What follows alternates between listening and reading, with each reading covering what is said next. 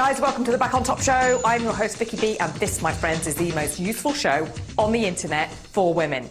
Now, in today's episode, we're going to talk about how to become completely fearless. Do you know what? All of us start life with an abundance of courage. As children, we're fearless and we enjoy taking risks. However, we're continually discouraged from doing so as our parents attempt to protect us from the outside world.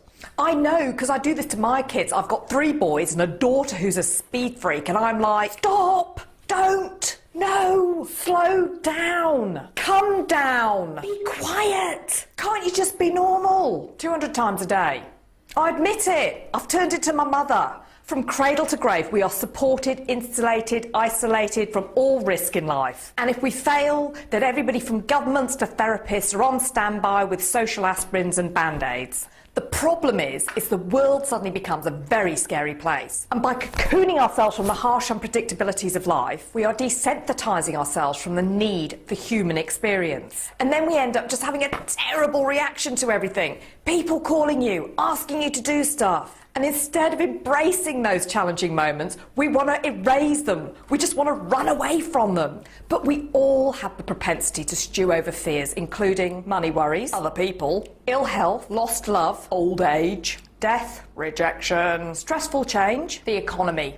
But what if we could not erase the event that produces fear, but the condition within ourselves that produces the negative reaction? So instead, you could embrace the challenge or the thing that keeps you up with worry at night. Why? Because it changes you and it takes you to that place of blissful, all-conquering joy, and it gives you a deep sense of peace within.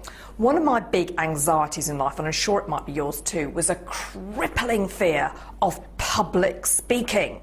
And some years back, in a weak moment, I agreed to take on a speaking engagement to a small group of people. Suddenly, I was committed to a confrontation of my worst nightmare, and there was no backing out. The entire week preceding the talk, I was tormented with what ifs. What if I go into an uncontrollable hysterical fit followed by a really embarrassing seizure? What if I have a clump of spinach in my teeth?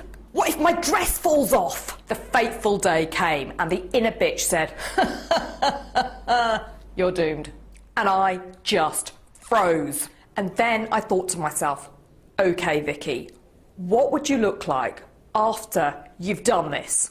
And I saw this image of me really happy and very proud of myself. So with that in mind, I felt this enormous surge of fear. I did it and took one step of the courageous kind. After all the palaver, I was fine. I was thrilled I did it. And now, quite frankly, I'm insufferable. So if you really want to get rid of the fear of doing something, it's simple. Go out and just do it. And panic later. Or shall I plan it first, Vicky? No. Just do it. Or shall I make a list first, Vicky? No, just do it. Or shall I just change into my new pair of jeans first? No, just do it. Don't think about it, just do it, experience it, work through it, embrace it. And guess what? More often than not, the fear evaporates into nothing. Believe me, pushing through the fear is less frightening than living with the underlying fear that comes from feeling totally helpless. But being fearless is not about wearing scary breastplates and being super strong. It's about viewing life and its challenges in a way that you can't fear it, because you see whatever has come for the good of you, and you embrace it in that moment.